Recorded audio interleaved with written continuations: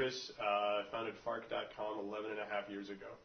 I own 100% of the company. It's based in Kentucky. 3 to 3.5 million uniques, depending on whether or not summer's in session. What does it take to be an entrepreneur? It's funny. They always say you have to like what you do, but that's more of a prerequisite. Like a lot of people misinterpret that and think, oh, I have to find a way to like what I do.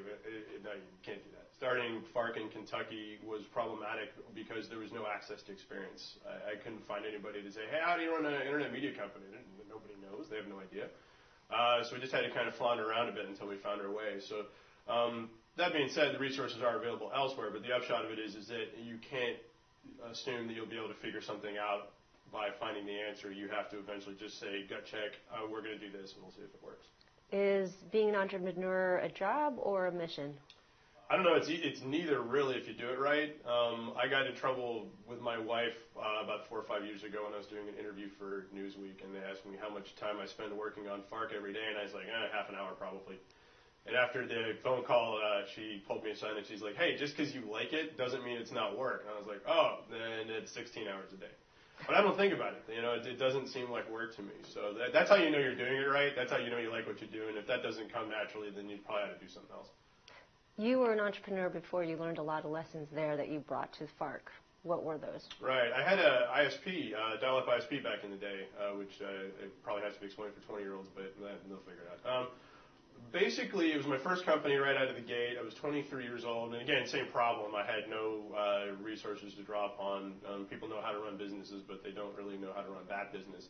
And it lasted for about 6 years, and then it finally went out of business because when the bell companies decided they wanted to take over that market, they just came in and took it. And, all right, fine. Sorry. First thing I did, actually, when that ended was I went and bought Bell South stock, and that was a good move because, I say how they operate.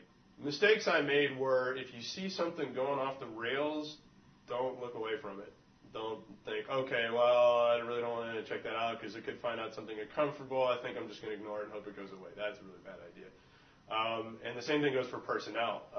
We had a couple people who were substantially not doing anything, and so my solution instead was like, well, maybe if we just raise revenues, then we'll be okay. When in reality, it's much easier to shed people, but it's a lot harder because you actually have to do that. It's a person-to-person communication.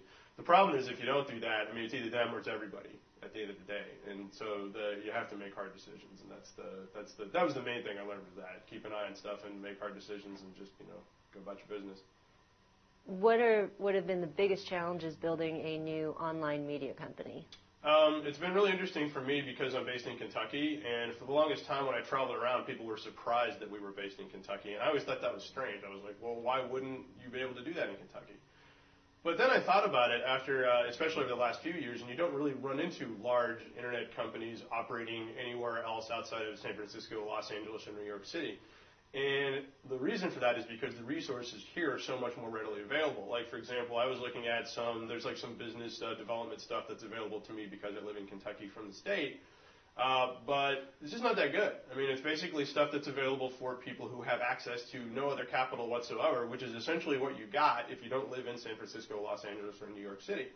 So one of the challenges that I had that I didn't know I had is that you've got that really steep learning curve of resources. Basically, financial, experiential, we already talked about that. And so that was the biggest thing. Tell us some lessons about working virtually. It's interesting. One of the things I've discovered is that tax law is incredibly inept at describing what it is that we do. It's all written around brick and mortar stores, having an operation somewhere that exists someplace. We've run into some interesting problems. Like, it turns out that one of my employees lives in Lexington, which is in Fayette County in Kentucky, and they tax 1.5% of your revenue divided by the percentage of employees that you hire that live in the county. Well, if I had 1,000 employees, one dude living in Lexington is going to cost me like $15. I had 6 employees. And so that's going to cost me substantially 20% or 0.2% of my entire revenue just because I got a guy that happens to live in Lexington. So I'm trying to get him to move. We'll see how that goes. But so stuff like that, basically. essentially we don't exist anywhere, and so it's hard to say so what tax jurisdiction do we fall into exactly? Yeah. I'd say arguably the closest approximation you can get is that we are in the United States. Because my employees live, I only got one in Kentucky, there's one in Atlanta, one in Indianapolis, one in San Francisco, one in New Jersey, So where are we based exactly? You can't, like, there's no Fark office. You can't go visit us. You can't, Right. so and it's just a new thing. If you could raise money, you've been around for 10 years, you've built a huge online media company without raising any money, you own 100%. Would you raise money? And if you wouldn't raise money, what would you do differently? Well, we probably could, but I'm kind of scared of it because when you let people in, like everybody thinks as long as you have 51% of your company, you're fine. In reality, that's not true. If somebody else has 1%, then they can start basically, they can't tell you what to do, but they can make your life difficult until you do what they want you to do.